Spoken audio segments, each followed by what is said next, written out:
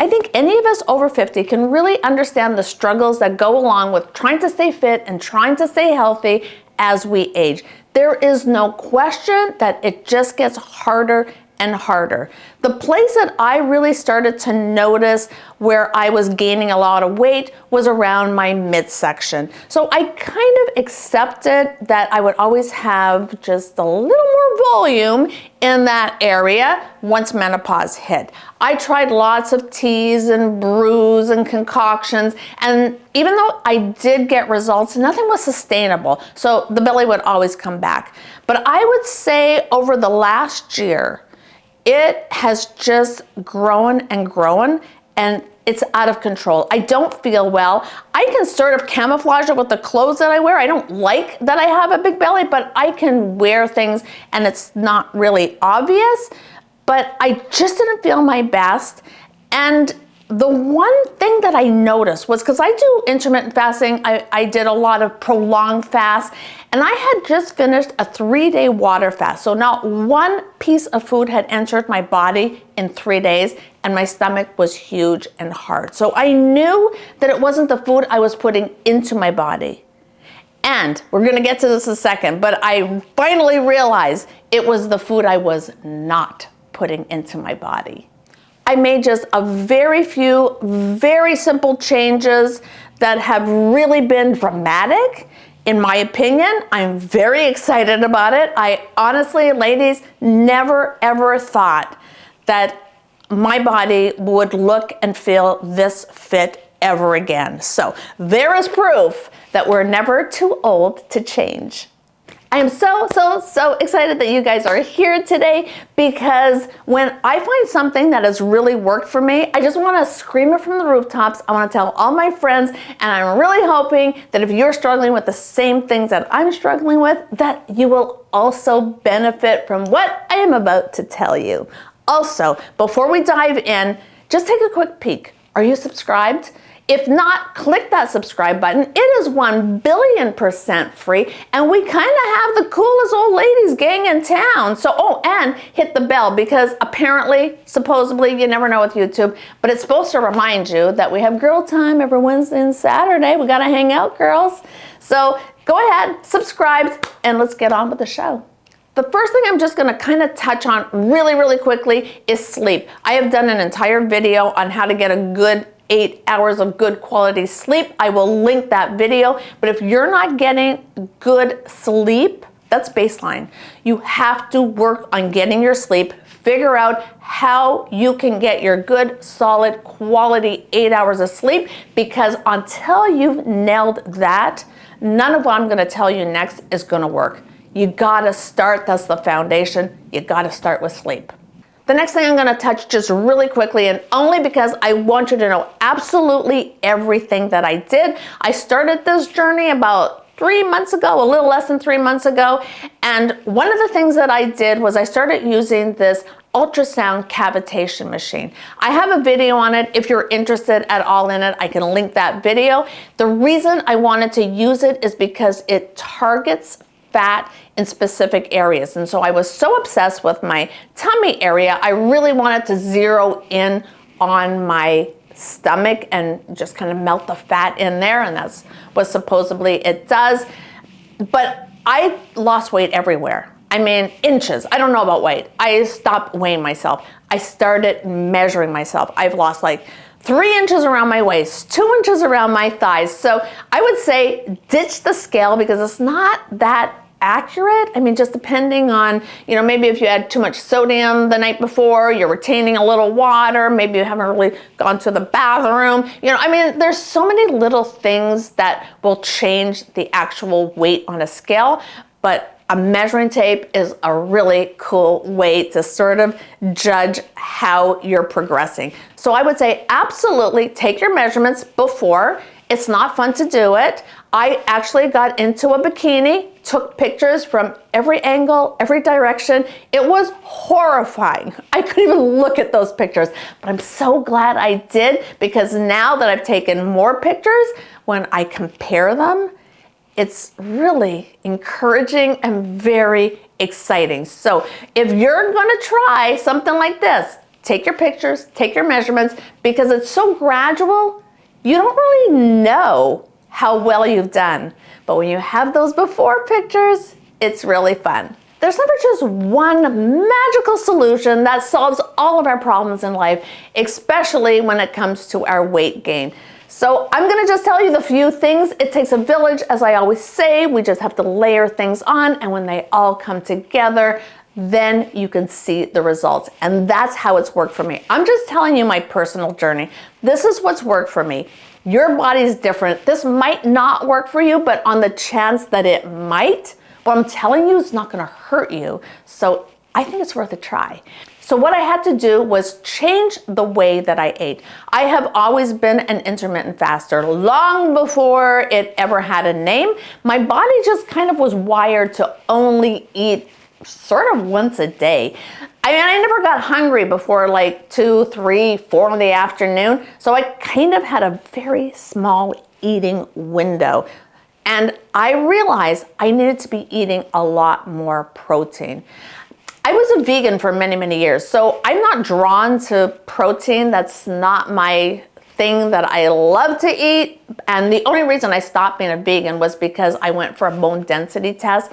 Did not come back good. I know all you vegans out there, I know that there are ways to combat that, but I was lazy, and I just knew that if I incorporated meat and eggs into my diet, that it would just be the simplest solution. So that is the route that I went, and I did get my palate to start to like eating protein more, but I still wasn't eating enough, not nearly enough. And the rule of thumb, it's not a perfect science, but they say that whatever your weight is, to eat that many grams of protein. So let's say, for instance, if you're 120 pounds, you should be consuming 120 grams of protein. So there's just no way I could have consumed that much protein in my small window, along with all the other good things that I should be eating to, just make and have a healthy microbiome inside of my tummy. So I just had to start eating sooner, earlier in the day. So let me just go over a really quick sort of routine of how I eat. It's not exactly the same every day, but just to give you a sort of an idea of how I've been managing to get that protein into my diet. So I probably start at about 10 o'clock. I'll scramble myself a couple of eggs. I'll put in maybe 3 tablespoons of egg white into my 2 eggs just to give it a bit more protein. I just load on the butter into the pan, throw in my eggs, scramble it for seconds to keep it just nice and moist and delicious. And I actually love eating those eggs. So yummy, because I have 2 qualifications when it comes to eating. It's got to be simple and it's got to be delicious. If I don't hit those 2, I'm not doing it. It's not something I'm going to be able to sustain. I want something that I look forward to, food that I enjoy, and something that I know I can keep up. And then somewhere around the noonish hour is when I make my collagen drink. This is also a big treat for me. I put a scoop of collagen. I put a little bit of cacao powder. I put a little bit of Baja Gold salt in there just to bring out that chocolate flavor. And then I add a little bit of stevia just to make it sweet. Put some hot water in there, stir it up, and that is such a yummy, delicious treat for me. And then I'm getting my collagen. And then another snack that I really, really, really love is my Greek yogurt with some berries and even a little bit of my homemade granola. I'll leave the link for the video that I did on my homemade granola. It's so good to add a few sprinkles of that in there. It just gives it that little crunch that just makes it, I don't know, just so delicious. So I take my Greek yogurt, some berries, strawberries, raspberries, blueberries, blackberries. Berries are the best fruit because they're very low in sugar and they just have so many good things in them. So that is a really big treat for me too. I love my yogurt and berries. And then maybe about 2 or 3 in the afternoon, I have myself a piece of chicken breast. I don't really love chicken, but I kind of look forward to it, and it's kind of really good. The interesting thing about adding extra protein into your diet is you don't have cravings. You don't really get hungry. So I have to remind myself, okay, it's 3 o'clock, you should probably go eat your chicken breast. So what I do is the night before at dinner, if I'm grilling, I'll grill several pieces of chicken breast, and then I just eat it cold. You could warm it up, but I don't even mind eating it cold. I find it good.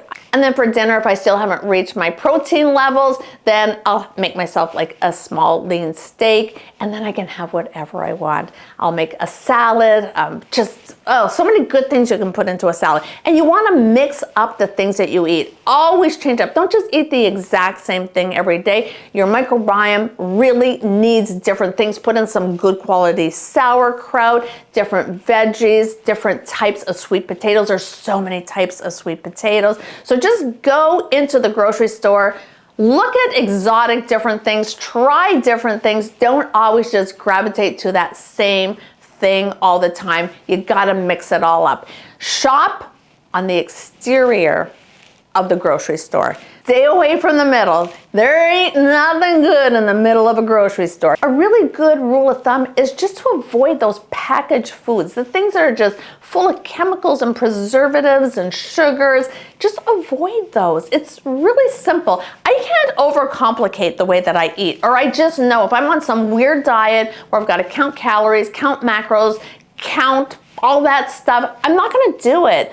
And it just isn't the way that I want to eat. So I will be really careful to just avoid the chemicals, the preservatives, the packaged foods. Because it says gluten-free on it, because it says sugar-free on it, does not mean that it is chemical-free. It actually means that it is very enriched with chemicals and preservatives. And our body does not benefit from that. So stay away from that.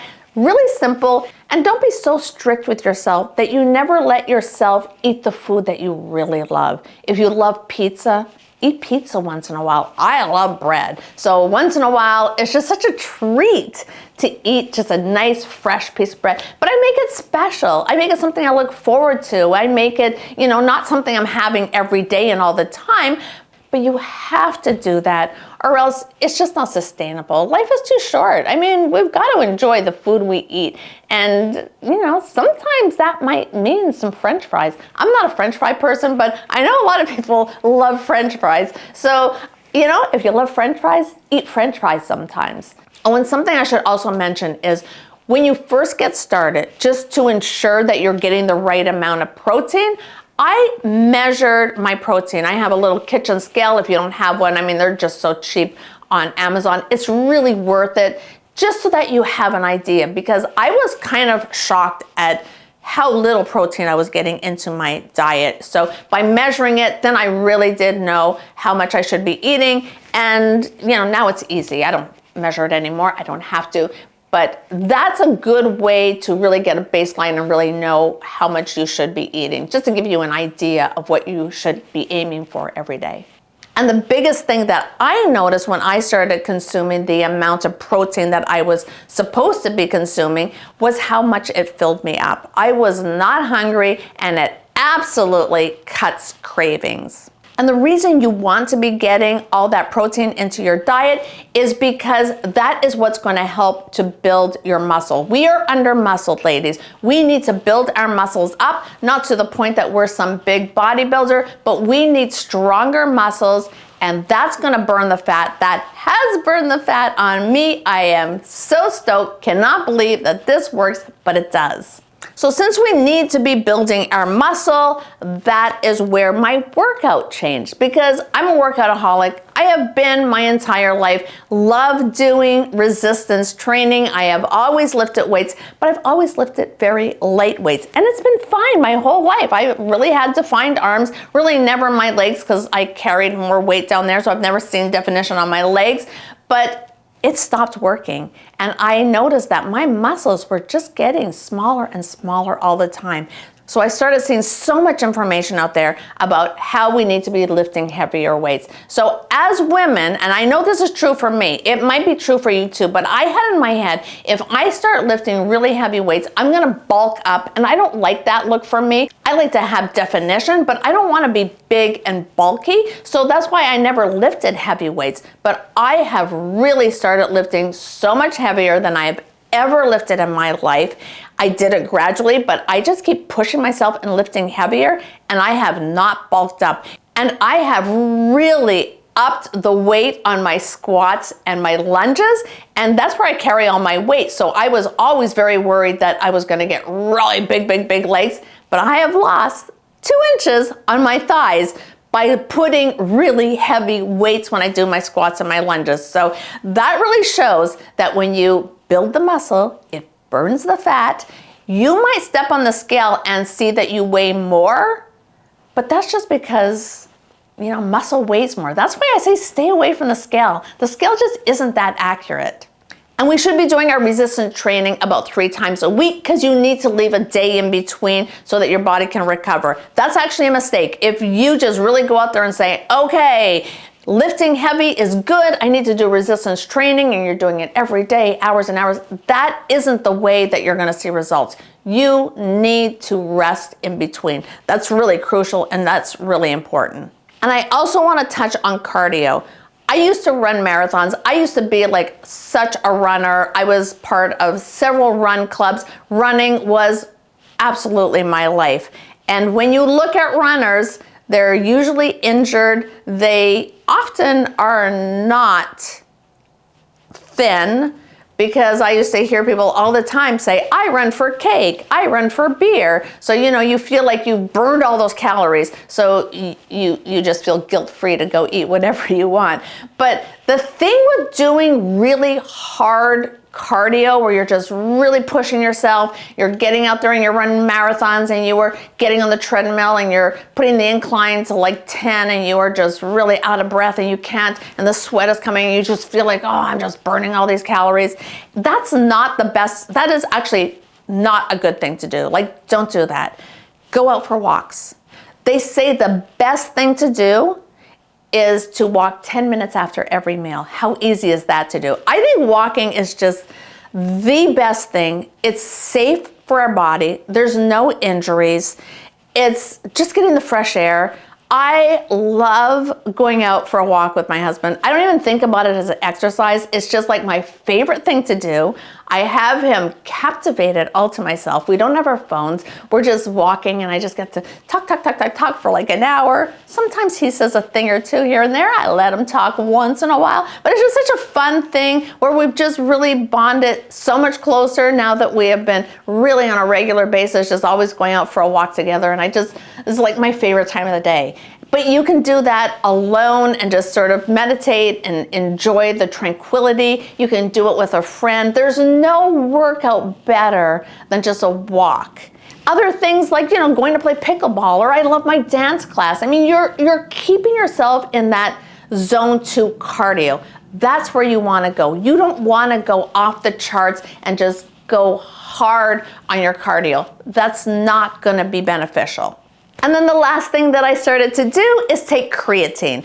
That is another thing where it's associated with bodybuilders, but I had been hearing so much information about how, especially as older women, it not only helps to build your muscle, but it also really helps with brain health. There just seems to be a lot of good things with creatine. It's been around forever. It has been tested in every capacity you can imagine. So we're not harming ourselves by taking it. So I just felt like it was worth giving it a try, and I just think it's great. I am just really happy with it. It's supposed to help prevent dementia and Alzheimer's. It just has actually really helped me with my memory. So I am really stoked about, you know, this creatine thing. When I first told my husband I was gonna do it, he's like, you're gonna regret it, you're gonna gain weight. And maybe I did, I don't know, because I don't step on a scale, but it doesn't matter.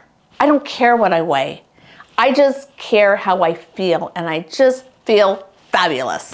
So I am not an expert. This is just my personal journey, but I do research this stuff to death. It is my passion. It's what I love. I am just so into being as healthy as I can and just finding all the ways to do that. So if you do have any questions, I'll gladly help you in any way that I can, but that's just really from my personal experience. If you have anything to offer in the comments, leave that so we can all learn from you.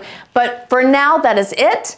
go eat yourself a chicken breast and go out for a 10-minute walk, and I'll talk to you later. Bye.